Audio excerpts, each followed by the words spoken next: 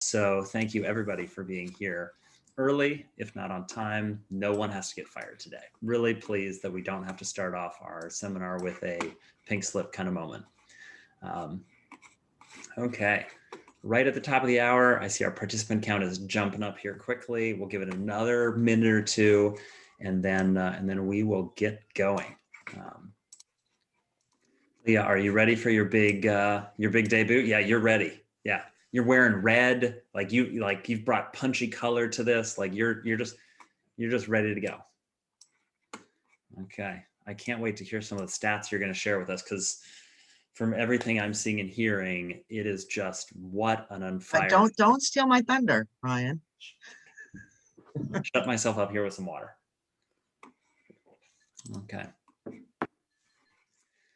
Okay, we're at 12:01, and in part because today, I mean, all of our Be Your Best series have really packed a lot of power into the panel. But today we have got 4 panelists bringing so much information, perspective, some technology, thoughts and hacks and great ideas. We're going to get started like right at the top of the hour. And so I'll just introduce myself. My name is Brian Tormey. I'm pleased to be the host and the moderator today for this Be Your Best series. And I'm going to turn it over to our host, Leah Caro, who is the president and principal broker for Park Sterling Realty and on the board of managers for One Key MLS, and is standing in for Richard and is going to totally show him up. And all of us are going to vote and be like, we want Leah back, which is a tall order. Those are big shoes to fill because Richard does a great job. But we are excited to have you here while Richard is getting a little bit of vacation time.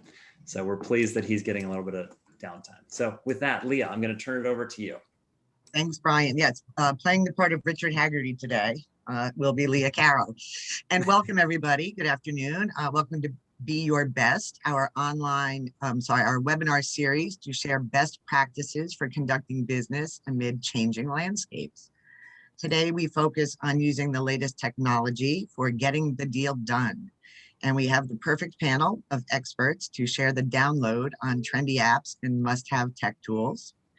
I am, as Brian said, president and principal broker at Park Sterling Realty, which is headquartered in beautiful Bronxville, New York. And I'm a member of the host organization, the Hudson Gateway Association of Realtors. And our trade association represents more than 13,000 professionals in Manhattan, the Bronx, Westchester, Putnam, Rockland, and Orange counties. I'm also on the board of managers of One Key MLS, the comprehensive multiple listing service for New York. One Key has more than 44,000 subscribers and serves the region from Montauk to Manhattan to Monticello. And we're pleased to partner with TitleVest and have its president, Brian Tormey, moderate today's discussion.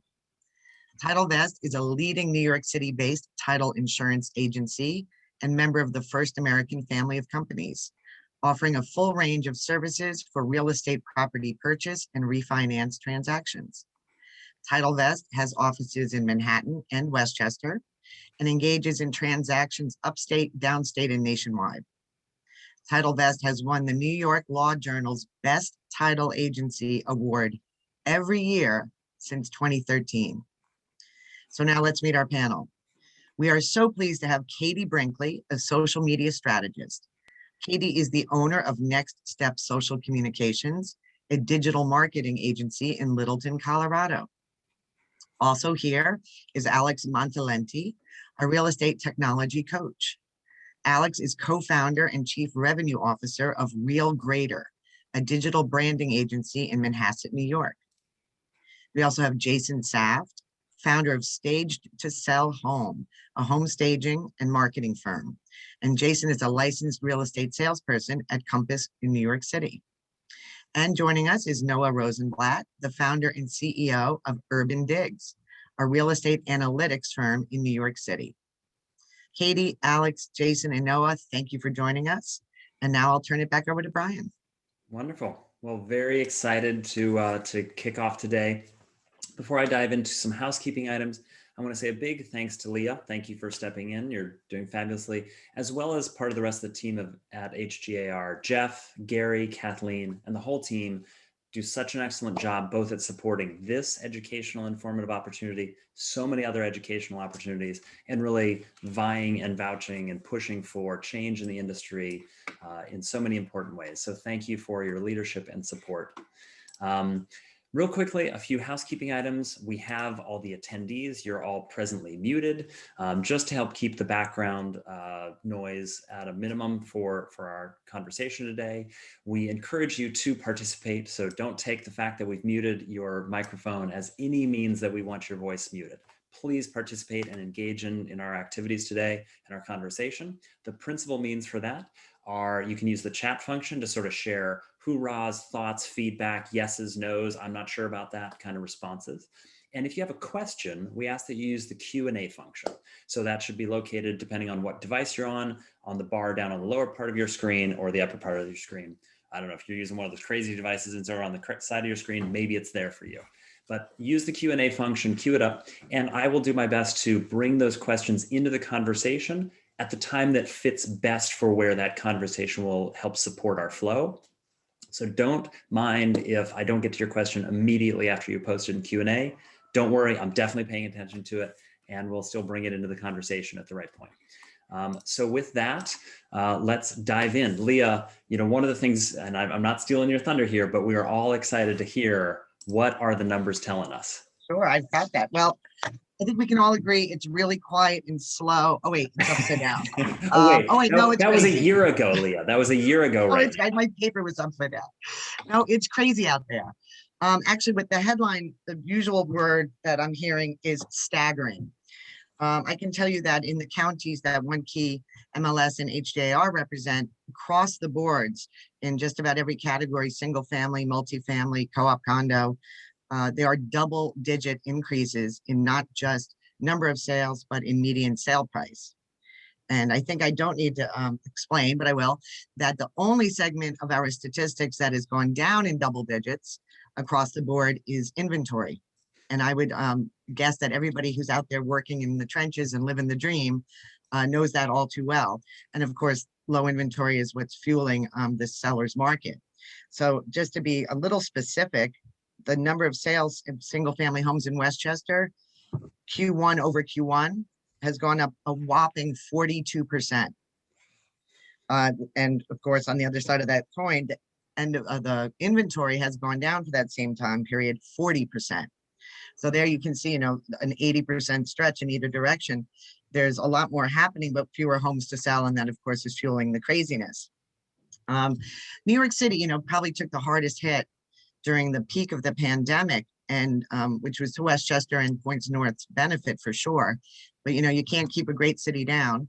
And so I'm glad to hear that New York has got activity and its number of sales are up, and that it's coming back strong, because it's the resilience that we all need and love, and it's the center of the universe. So we're real happy about that.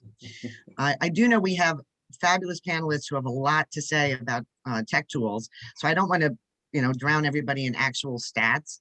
So I thought maybe Gary Connolly, would you in the chat put a link to, there you go, to the first quarter home sale stats, so you can see the median sale price numbers for houses and condos and co-ops, and number of sales for 6 different counties. But suffice it to say that the market is real strong. You guys all know that, but you got to get your sellers to get on the market. Yeah, well said, Leah. Great summary, and it is exciting times. Thank you, everyone who's here, for giving us your hour, because we know that there's so many other appointments and responses to your prospects and customers that you're juggling at the same time. So we'll try to make your time well worth it. And with that, we're going to turn first, Alex, to you. You shared some really exciting stuff about what is happening and what Google, right? Like if New York City is the center of the universe, then Google is sort of the center of the internet universe. I don't know. They're just sort of right there, and anything they do or change has so much cascading influence throughout the whole digital domain. They've launched something new. It's fresh. It's powerful. Tell us a little bit about Google local service ads. And I know you're going to do a screen share to sort of give us some visualization along the way as well. So I turn it over to you, good sir. Thank you very much. I'll just bring this in right here. So, I mean, I was born in 1977, but Google was born in 1998. So Google launched in 1998. That's pretty much when the internet hit the real estate industry too. And I've been in real estate ever since. This is my mom. She's a retired realtor. I grew up in this house in Manhasset, New York. My mom's an immigrant, and she came to America with absolutely nothing. And thanks to her real estate career, she was able to buy this house, sell this house, and retire from this house. And I got to learn the business from her and help her with technology. But it's interesting, like Google born 1998, and everybody's putting their websites up in the real estate industry and getting leads.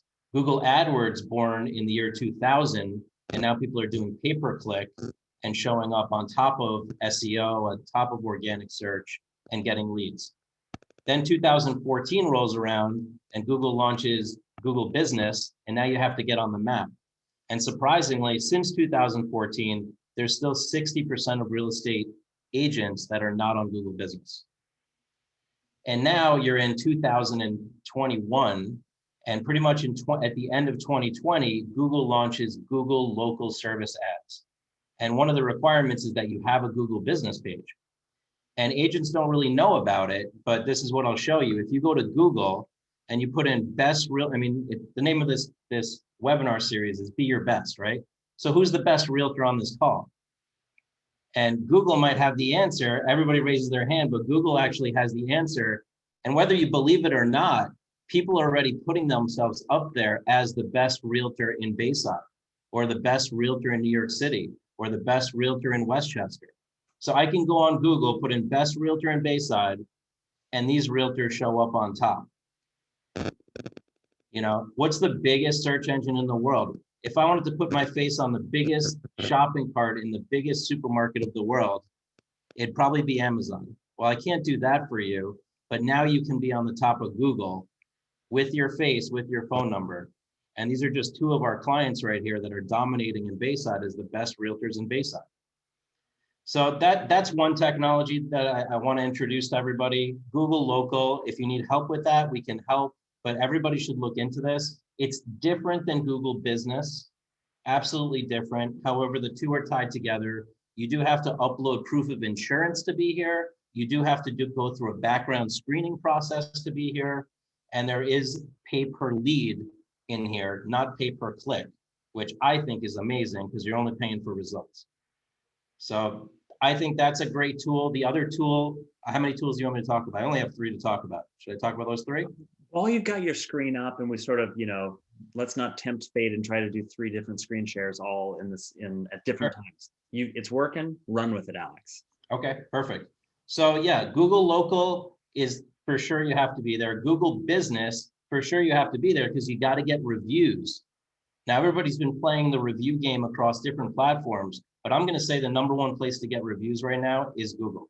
And some of the top producers in the country are moving their review strategy to getting Google reviews.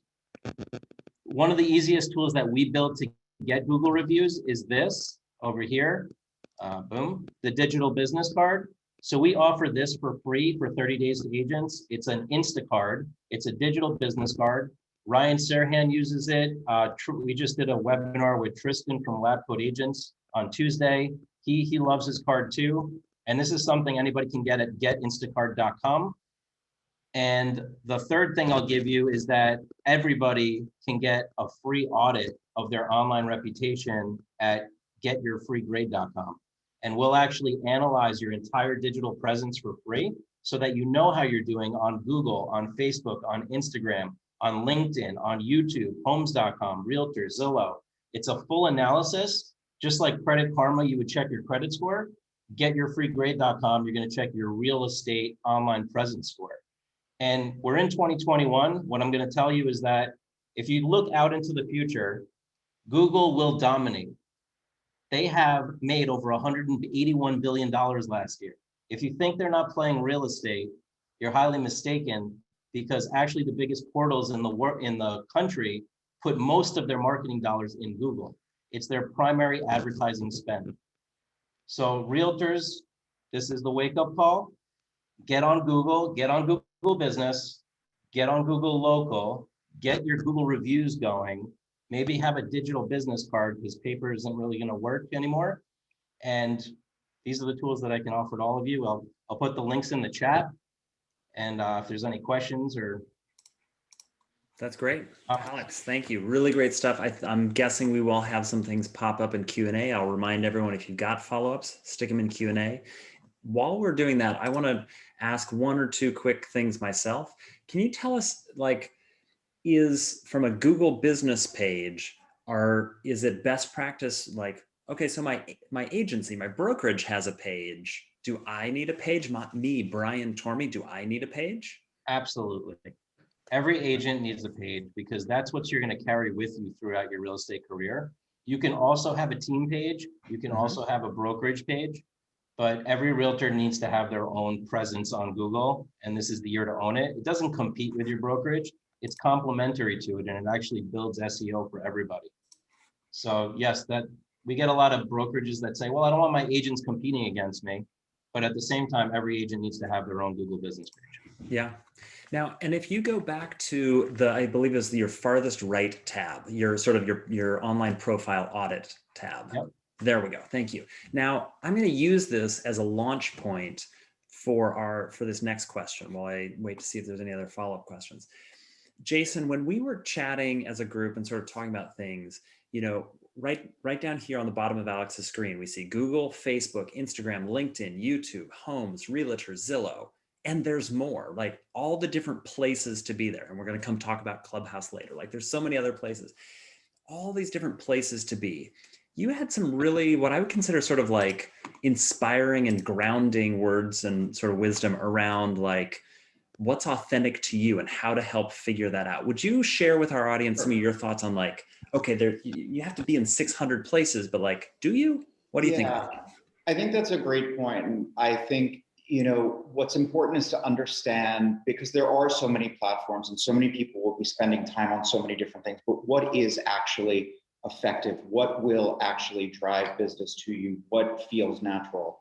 And so while I think, obviously dedicating time and resources to building the sort of Google profile so that people are able to search for you through SEO, when you want to create natural engagement, you want to reach your base and expand and grow your base and your network, you have to find the platform that feels authentic. If you're spreading yourself through every platform, unless you're at the point like a Orion Sirhan, where you have a full-time social media team that's creating and handling and disseminating, I think it's best to pick one or two things that work for you, that work for your audience. So for me, that's been Instagram. My work with Stage to Sell Home is always very visually driven. That's always what we're talking about. It makes the most sense.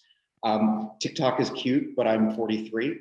And while I think it's fun, it doesn't really appeal to me. People don't want to see me dancing around an apartment, like pretending to throw a throw pillow. Like that's cute, I think, if you're 20, but if you're at a certain point in your life and your business, Instagram, I'm able to tell a visual story of how we're transforming apartments and making an impact in before and after. And then obviously, because it's owned by Facebook, it's very easy to transfer and share that information to Facebook. So you're getting sort of like a 2-for-1. And I think that's the key right now in terms of social media and it growing an audience to generate business, is finding the right platform for you and then doubling down on that, but also finding the messaging that works for your audience. And that takes a lot of testing and it takes a lot of time to figure out. You will notice some things don't connect right away.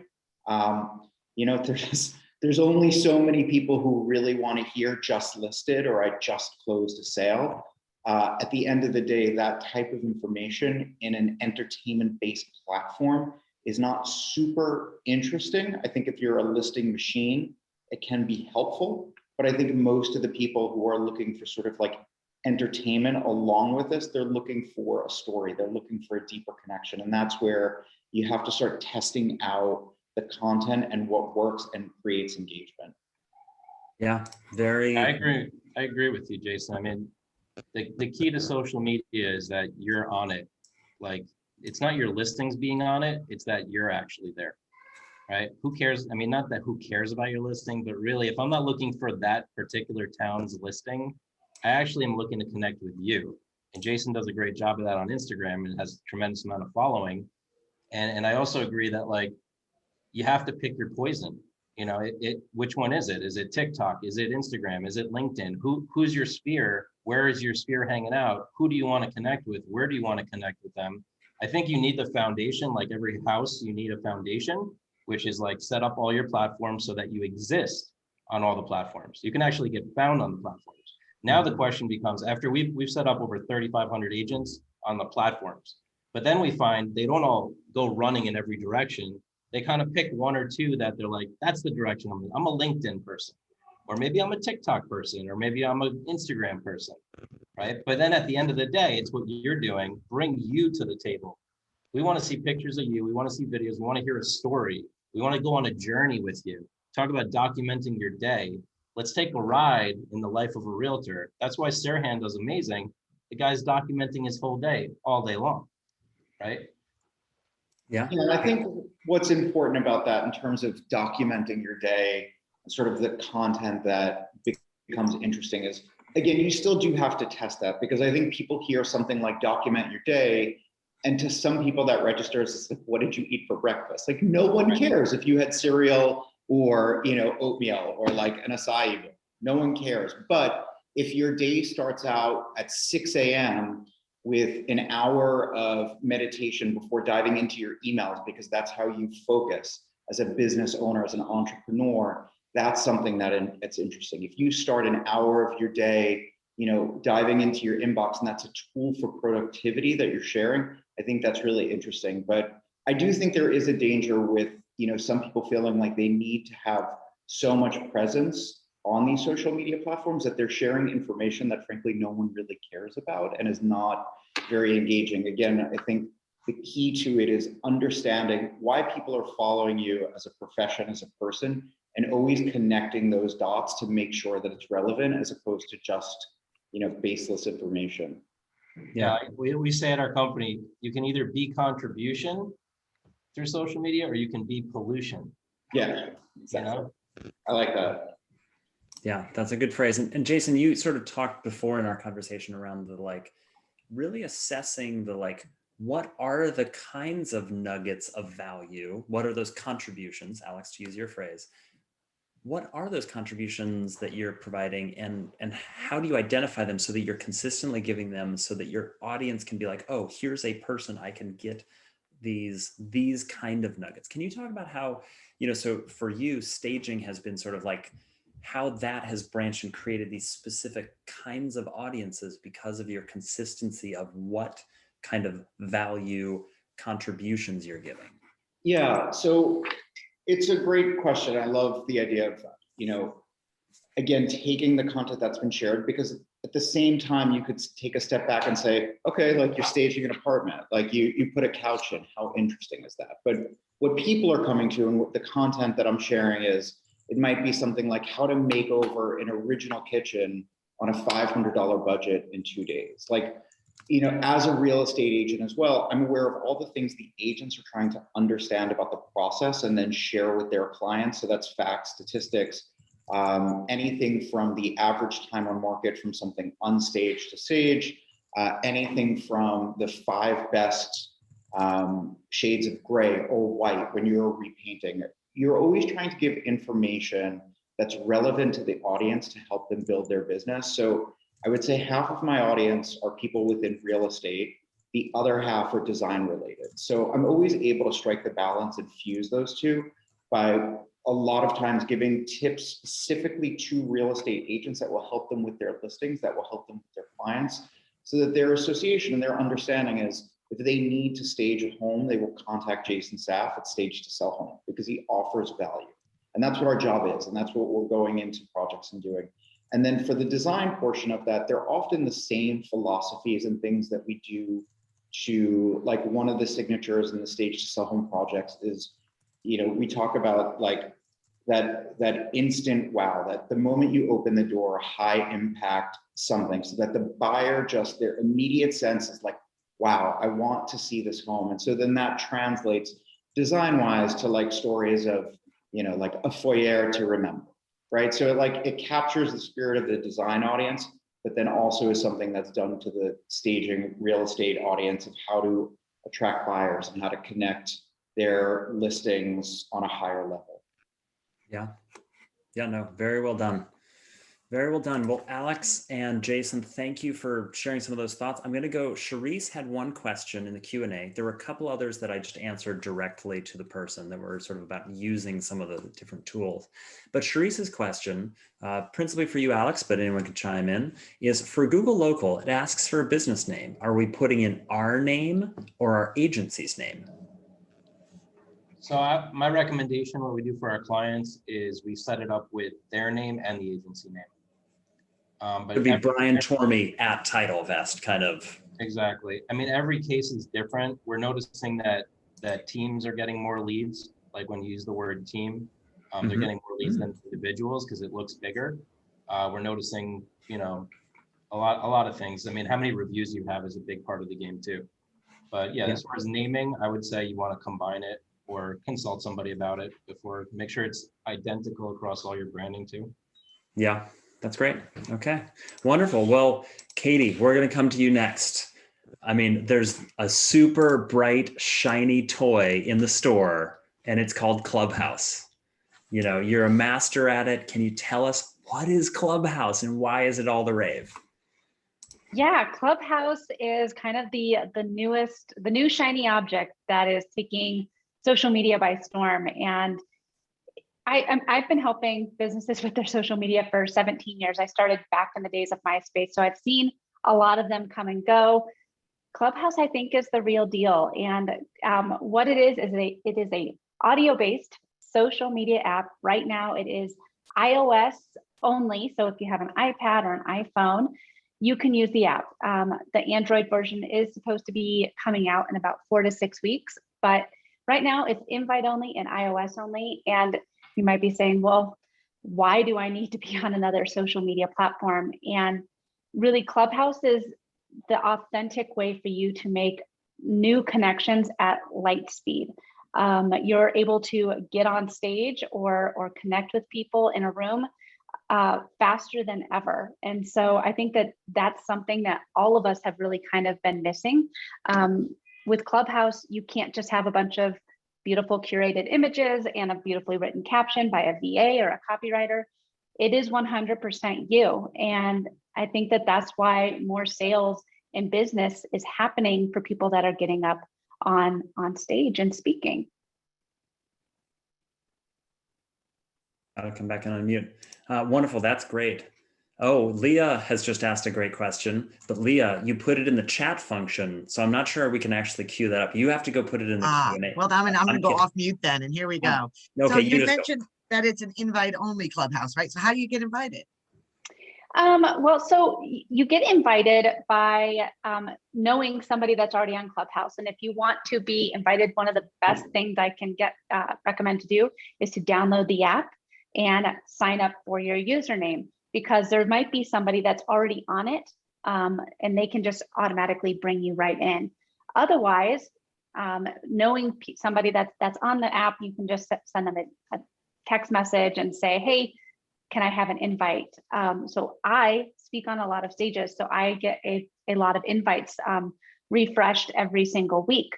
But when you first start out, you only get 3 invites. So until you start speaking on more stages, you only get 3 people to invite. And so that's how Clubhouse kind of rewards you, is by getting on stage, hosting rooms, and speaking. So if you are waiting for an invite and you don't know of anybody else that is on the app, the best thing I can recommend to do is to download it and secure your username.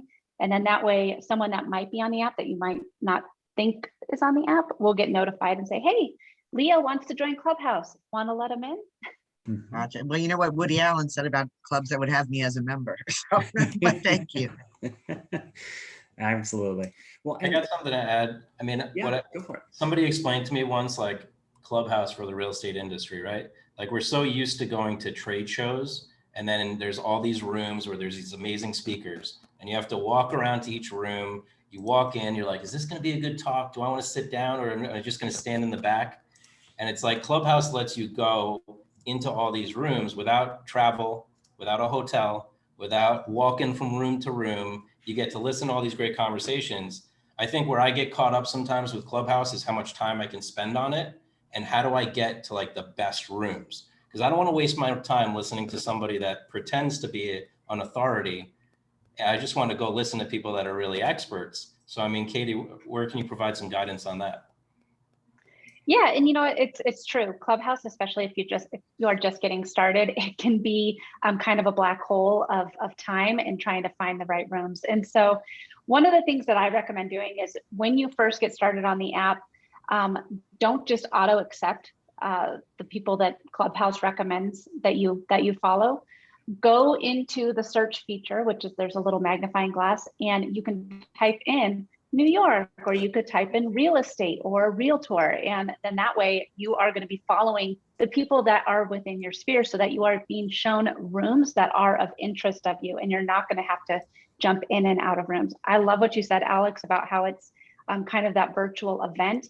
It really is. You have an opportunity to, one, hear some incredible speakers talking on different topics that can help you grow your business for free. I mean, you would spend a lot of money going to some of these events and summits to hear some of the speakers that are on Clubhouse, and you can just pop into a room and listen to an entire masterclass and then actually raise your hand and join the stage and talk to the speaker. It's really an incredible opportunity. But finding the right people to follow is essential, and that way you're being shown rooms that are within your sphere so that you are on the platform with intent. It is, again, unlike any other social media platform, you really cannot be passive on it. I mean, I know sometimes I'll be sitting at home watching the hockey game and I'll be scrolling through Instagram. You can't do that with Clubhouse because it is audio only, and you're listening, engaging, speaking. And I time block my Clubhouse time into my day.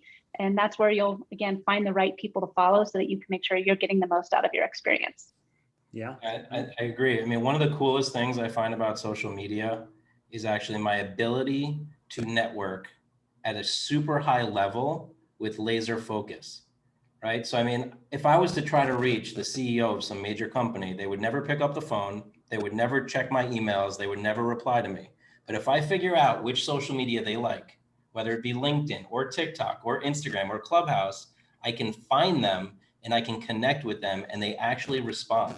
Like I get DMs on Instagram from CEOs that would never answer my phone call because they wouldn't know who I was. But I commented on their posts, I liked their posts, I built up a little rapport, and then I went in for the DM, right? I go in for the message. And when the message gets replied instantly, you're like, oh, this works, right? And so Clubhouse, I've gone in and I've searched like Shark Tank or investors, and you get in a room with investors that you would have never got in the room with before. That's the power of social media that I see, like for realtors, for anybody, is to network at a super high level with laser focus, not have to fly all over the world to meet these people, spend hotels, pay for networking events. Boom, I'm right there. Yeah, well said. Well, Katie, we a couple of things. We've got two questions that have come in the Q&A section. And then I also want to ask you a little bit about your sort of like your mayorship, right? And we'll come back to that in a second. So the first question was, is Clubhouse just for realtors? What about authors? Clubhouse is for everybody. So there's marketers. I mean, Bill Gates is on there. Elon Musk is on there. Carol Baskin. I was in an interview room with her today. There's a lot of people on Clubhouse. It is not just for realtors. And if you're a realtor, it's a great spot for you because you have the opportunity to grow your network. Again, you know, like Alex was saying, you can go in there and connect with other realtors in other states, other cities, and just grow your network. You can also learn a lot. So, I mean, it all depends. My hallway looks different from Alex's hallway, which will probably look different from Brian's hallway. And it's all based on who I follow in the past rooms that I've gone into. So if you are an author and you want to connect with other authors, I mean, I also podcast. So I'm in a lot of podcasting rooms too. And I see a lot of those in my hallway. So whoever you follow and whatever type of rooms you've been going into, you will see more of those types of rooms so that you can maximize your time on the app. It's really a neat algorithm that they've created. Yeah. And here, so the next question was just sort of, I'm seeing multiple clubhouses in my iOS. So I'm going to share my screen very quickly. And so hopefully all you are seeing it. That's the sort of clubhouse kind of imagery you're looking for when you're in iOS. And the app is, the little logo is different now. It's, that was, yeah, so that was Bomani. That was the previous logo, and they update the app icon regularly. Now it's still black and white, and it's a guy with a hat looking sideways, but that is the app that you are looking for. There is another Clubhouse app, which is kind of like a HubSpot sort of tool. So that's not the one you're in, that you want to download. You want to download the Join Clubhouse app. Perfect. And next, tell us a little bit about, a creative approach you brought to it, of how you sort of became, how you leveraged Clubhouse to get people to they're like, oh, I want to hear what Katie's talking about. Yeah, so I think that for realtors, it can be different for each one of you. And while it is a global platform, and you might say, well, wait a second, if I open up a room, how am I going to make sure that I get the right target audience to join? And one of the things that I like to tell my clients to do is when they open up a room, have it be for your neighborhood, for where you want to be known. So if you, I'm in Denver, so if you want to have a Denver meetup room, you are the one that is bringing this Denver group together, and you're bringing this audience together, and you are the realtor for that room. You can be talking about what's happening in Denver this weekend, what latest changes to each district's restaurant openings due to COVID. So I mean, each county has a different rule on different restaurants that can be open. So I mean, you could open up those rooms and be the person speaking about your city on a consistent basis. And all the people that are going to be coming to your room are going to be business owners, people that live there. And you are the one that's bringing everyone together. So you are that master connector. And I think that as a real estate agent, that's really what you need to be. So those are some of my favorite rooms for real estate agents to open, is just kind of what's happening in my city this week, so that you can be known as the go-to authority and be connecting with all these people in your neighborhood, and making yourself known as the person for that area. Yeah, well said. Well, next, let's, we sort of talked a little bit before about all these different channels we can show up on, right? There's all these different places to show up. And Alex shared a bit about how to sort of assess all that stuff. And Jason shared a bit about how to sort of be true to yourself and look at what is authentic and sort of fits you well. I think you had an interesting perspective on this as well, as to how the content that you're bringing, how that fits within the different channels, and how to go through the process of finding the channel that sort of fits the kind of content that you're doing. So, and you had a good fun thing around computer chips. So I'm going to give it to you to share the analogy. Yeah, so I love what Jason said about showing up where your target audience is, and I think that a lot of people try to work harder and not smarter. And so when you show up and you really master one social media platform, that's going to help you grow. Now, I am all about trying to repurpose something that you've created. So whether it's a podcast or a blog, anything, how can you repurpose that one piece of content? And let's just go with Instagram. If you decide to show up on Instagram for your main source of social media, you can post the blog with an image. Then you could show up later in the week and show up through video, and then you can show up through stories later in the week. And then at the very end of the week, you could turn that blog into a carousel post, because you have to remember that everyone consumes their social media differently, and not everyone is going to be on social media every single day. So go to your audience, how they consume the information, and just try to repurpose that one piece of content. And that's going to help you get in front of the right audience and how they consume the information the best way. Wonderful. Well said. Well said. Well, Katie, thank you for so much great advice and commentary here. We're going to pivot the conversation over to Noah, and we're going to talk about some of the other tools that Noah and his team at Urban Digs have helped put together, and how those interplay in sort of the marketplace, especially one with as much sort of pricing volatility and like fast moving trends happening, as Leah, you spoke to earlier. And we've been seeing both in the surrounding area around New York as well as New York City. So Noah, thanks for being here with us. And tell us about, give us a little bit of intel and perspective on how pricing tools are helping bring that bid and ask closer together. Yeah. Well, thank you so much for having me. This is really eye-opening stuff. And I just want to give a quick, Jason talked about some really, really cool stuff with message. And I've always had a problem with message for 10 years or so. And I'm starting to kind of understand the importance of message. And that's not something that agents should take lightly. So, I mean, I think that's a really, really good point to just reiterate just for a second. And going back to what Katie said with Clubhouse, I'm into trading and macro, and I'm an Android guy. So I don't have access to Clubhouse yet. The fact that she said it's 4 to 6 weeks away is really, really tingling me, because I use Twitter, and there's financial Twitter right now. And there are some amazing minds that if you're into learning, they're going onto Clubhouse and they're hearing Elon Musk and other CEOs are getting onto Clubhouse and answering questions about where the next 5 years is investments going. And that's free. Like, that's unbelievable. If you like to learn, so like on a real estate perspective, if you like to learn about what's going on, I certainly look forward to getting into Clubhouse and joining that for the first time. So thank you, Katie. To answer your question, we just flew through a storm, and when there's a storm and there's clouds and buyers or consumers, which is buyers and sellers market, don't know what the market's doing. What happens with the bids and the asks is that spread starts to really widen, is what happens. So if you go back just for a second to time and place to a year ago, during the height of the storm, when fear levels were very high, if you're a buyer, real estate agents got to get out of their boots. They got to go put themselves into a perspective of a client for a second to understand the psychology behind how they're making a decision. And message is extremely important on you conveying the right message. In times of distress, that bid drops is what happens. And that spread, that bid-ask spread, gets wider. So now the people that are making transactions, the brokers that are trying to broker that deal, they're finding it quite difficult in times of distress. And that's why volume goes so low, right?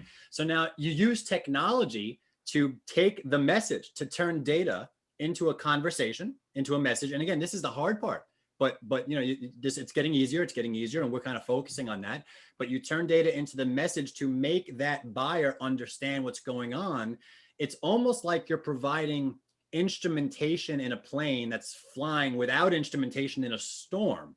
And then you're asking that buyer to put a bid in and do a deal. No way. I mean, show me where I'm flying. Let me see something here. So what you're basically doing is giving them instrumentation. Oh, my altitude's this, my speed's this, my level's this. Now I'm starting to see the market, and the clouds start to clear, and that bid-ask spread, which is wide, starts to get a little easier to kind of navigate and get closer, right? But the point to all this is that when the markets do shut down and that bid-ask spread gets wide, you're going to go through a period of a couple of months of illiquidity that it doesn't matter what the message is. It doesn't matter what the technology is. The buyer just may be scared and the seller may just not be ready. And that's exactly what we all went through in March, April, and May and June. The key secret, the trick to all this is to using the technology to figure out when that bid-ask spread is starting to come back in, because that is a buy indication. It's a signal to buy. So if you take a different approach with data and message, right? And here what the whole, this is where everything kind of comes full circle. And you talk to your clients going back into time and place in March, April, and May of last year. And you say, hey, listen, this market's getting absolutely destroyed, which is not something brokers generally tell their clients, right? Because it's anti-transactional, but that's a narrow way of thinking. What that does is that every single client in your client sphere, their ears perk up, because deep down inside, they want to get something in at a discount and they want to get in on it. So what you do is you get the message, you use the data to have the message to say this market's getting destroyed. At some point, it's going to normalize and just bottom out. And at some point, it's going to recover. And if you can convey the message of when the signals are starting to indicate that bottoming and recovery, which is exactly what happened in July, August, September, and October, it's a 4-month period in the Manhattan markets, you would have been Superman to all of your clients. And what happened is those buyers that were scared, month after month after month, you're giving them the message and they're getting more confident and their bids coming up a little bit. And at the end of the day, if you heeded that advice and did a deal back in July, August, September, October, because you saw those signals, which brought the bid-ask spread together for a deal, those guys are quite happy considering where the market is today. Yeah, no, I would say that's, very well said, and a beautiful, beautiful metaphor. I love it. A person I work with is a pilot, and we've used that in our own business, discussions around how much our metrics matter, because that's our instrumentation. Like, a modern pilot doesn't fly, even if it's a clear sky. You don't fly without good instrumentation. Well, tell us a little bit about, so now let's go back, right? We'll rewind time and place a year ago, and the clouds have rolled in and there's thunderstorms and everything. Nobody can tell what's happening. And you're talking and connecting with people, but people aren't ready to transact because it's scary. Thunder's clapping everywhere, lightning's going off. Nobody's sure what's happening. It's a global pandemic, right? Talk about some of your collaborative tools and how those tools help, I think the phrase you used before was sort of no buyer left behind, how they help you follow up as an agent on following up on those conversations to make sure that, like, even if it wasn't the right time for them then, when it is the right time for them to transact, when they can feel Yeah. the instrumentation. Yeah, I mean, a lot of professional agents get antsy when they're told that a buyer's not ready. They kind of throw them into a shelf. They put them into a folder like, all right, well, you know what? You let me know when you're ready. And that's not the approach to take. I mean, these buyers need to be nurtured. They need to know that you care. Everyone wants to know, feel like they're cared. The agent should have taken on an advisor role during the last 12 months. They should have realized that it's not just my job to search for property and know the negotiation process and guide all that. It's not easy, a lot of stuff, but you're now also advisor. You're the conveyor of information. So when I think collaboration, the no buyer left behind theory is the idea that you're treating a C buyer, right? The A buyers, B buyers, C buyers is kind of how brokers look at it. A buyers about to buy in the next month, B buyers are near term, and C buyers are later. They'll just forget about the C buyers. Stick them into your collaboration system.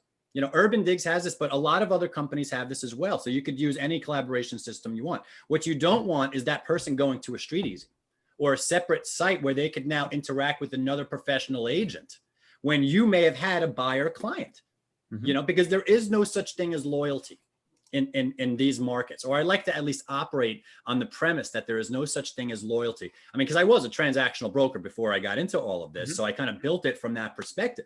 And what I used to do to prevent the loyalty problem is to open up a collaboration on that first meeting and send them 15 charts, like something I know they've never seen before, on everything they're looking for. So if he mentioned, well, I'm looking in the Upper East Side, I'm looking in the Upper West Side, but I'll consider Chelsea.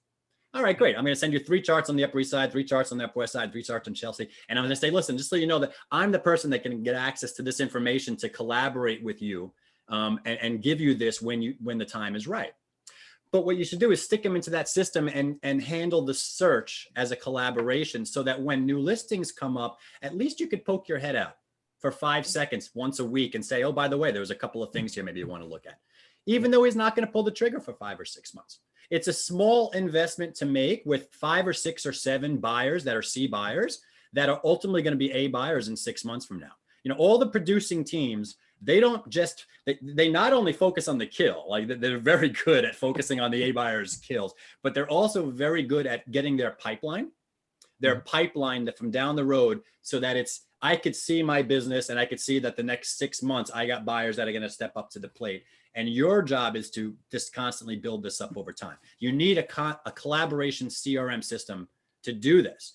Otherwise, it gets counterproductive, because if you're working with more than 5 clients at once without a CRM of some kind, you're gonna lose touch on that one guy that may not seem like he's ready. Focus on the 6 other people, and then you lose them, and that's the worst. Yeah, no, very well said. Very well said. Well, thank you, Noah. That's a lot of great insight and perspective to be shared with us.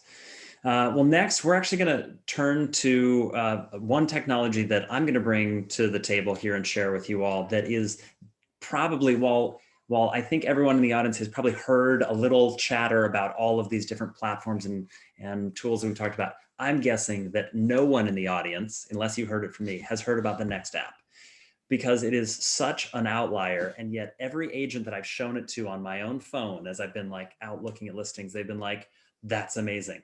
And they've downloaded it, they paid for it, they started using it. And it is totally, sort of not what you would expect. But the farm cattle ranch kid from Oregon has got to share a hunting app with you all.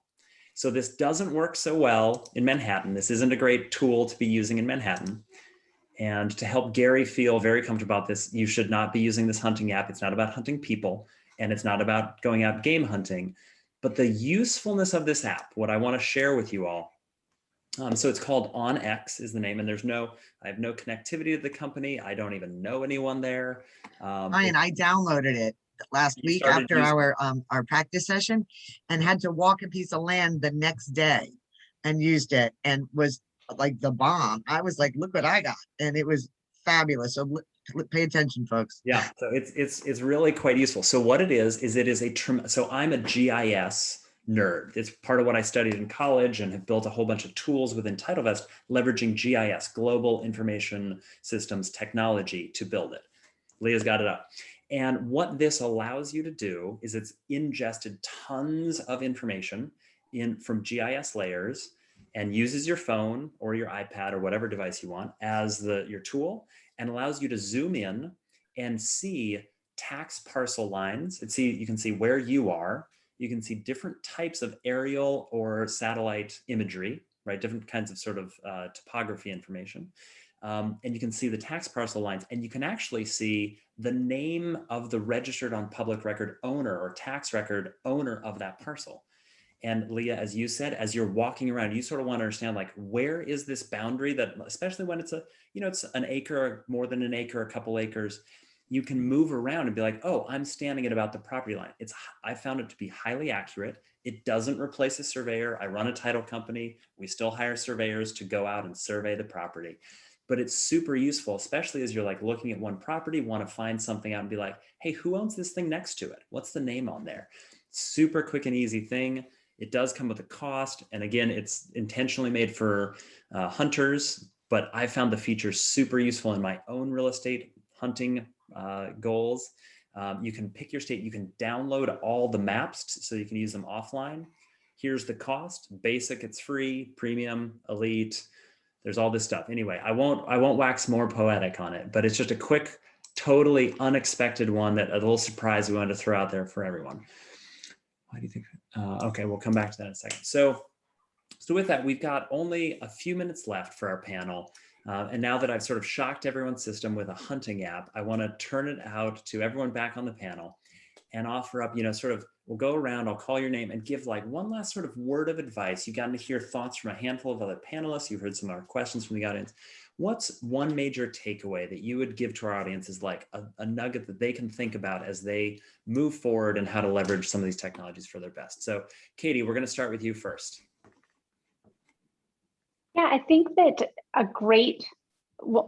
for social media is meant to be social. And if you are just posting on it and not starting conversations in the DMs or commenting on other people's posts, you're missing a huge opportunity. And that's why I think that Clubhouse has taken off the way that it has, is because people are having real life conversations with people from all over the world. And so take that over on your other social media platforms. If you make a connection on Clubhouse, connect with them over on Instagram, shoot them a DM and get to know them a little bit better. If you have been following someone on Instagram for a while, start a conversation with them, get to know them, and that's really going to help you grow your network and grow your business.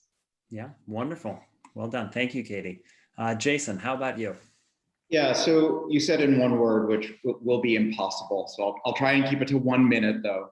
But, I think with being authentic and connecting with your audience, the one thing I've heard from a lot of people over the years is that they don't feel they have information to share. And that's when I think you have to take time to do this sort of analysis and dig deep and find what's interesting to you. So again, while I joked about no one's interested in what you had for breakfast, if food is your passion and you're a real estate agent, then start to understand how you can translate that. What are the 5 best kitchen appliances for a return on investment, right? Maybe you want to showcase every new listing by cooking a dish in that kitchen to show the kitchen's functionality and talk about it and talk about why it's a value. So again, it's understanding who you are as a person and then how to translate that information and content to your audience to relate back to you professionally in a helpful, constructive, authentic way. Another beautiful nugget. Well done, Jason. I feel like we're gonna have to give up your guys' Venmo accounts here so that people can send you royalties for these, because those are both solid. Alex, why don't we turn to you next? Yes, Google yourself. You know, go Google yourself and see what shows up online, because what shows up is anything that you've set up or anything that's been set up for you. And most realtors don't know, but like realtor.com sets up a profile for you. Zillow has a profile for you. Homes.com has a profile for you. On the social media side, you're going to have a Facebook page, a Facebook business page. You're going to have an Instagram business profile. You know, maybe you're going to have your LinkedIn profile, your YouTube channel. Ideally, you should have all of them. So, I mean, you know, I would recommend anybody just go to getyourfreegrade.com and just get an idea of like where you stand. And then once you have the foundation, go pick your poison. Like, is it going to be LinkedIn? Is it going to be TikTok? Is it going to be Clubhouse? Whatever it is. But I think a lot of people jump ahead with shiny objects like, oh, what's the latest shiny object? But what about your foundation? Like, your customers Google you. What do they see when they Google you? Are they impressed? Or are they like, it's okay? Beautiful. Well said. So you're saying I shouldn't still be using Ask Jeeves myself? Like I should start using this Google thing? Yeah. Might be worth a shot. I'll try it. Okay, Noah, next to you. Yeah, Venmo is Noah-Rosenblatt-3. Thank you very much. No. Become an expert on turning data into the right message. Again, message. It's all about the message. It's if you can nail the message. Think about this for a second. We are in a once in a generation or even lifetime situation that we just been through. Okay, they printed a lot of money, trillions and trillions of dollars. That's going to be inflationary. Okay, we're in the real estate business. Real estate is a hedge against inflation. This is not going to be a 1 week, 1 month, 1 quarter story. This is going to be a 3, 4, 5, 7 year story the rest of the decade. Get the message across to your clients that real estate as a hedge for inflation, especially New York City real estate, which saw a downturn while suburban saw an upturn. New York City, there's value there. There's a long runway there if you get the message right. So it's not only about the message about comps and property pricing and CMA, which is another message situation. It's all about the market and getting to the people where the message resonates for an investment opportunity, an investment thesis. A lot of business there. Yeah, wonderful. Well, thank you so much, Noah, and to all our panelists. We had a great session today. We're going to put up on the screen everyone's contact information. We're sorry we don't have all your Venmo stuff there, but really reach out to these professionals. They've got, you know, so many more nuggets and so much more intelligence and wisdom to share with each of you beyond what we were able to pack into an hour here. So thank you so much. Yeah, and Alex just popped up his link. I will say, Alex, when you posted links before, yeah, this last one you just did auto hyperlinked, so you can click it to do it. So thank you for reposting that, Alex. But we're thankful for all of you for being here, and we look forward to seeing you at the next Be Your Best series. Leah, thank you so much for hosting us, as well as Gary, Jeff, Kathleen, and the whole team. And we look forward to seeing you all again soon. Take care and have a great day. All right, thank you. Take care, everybody. Thanks.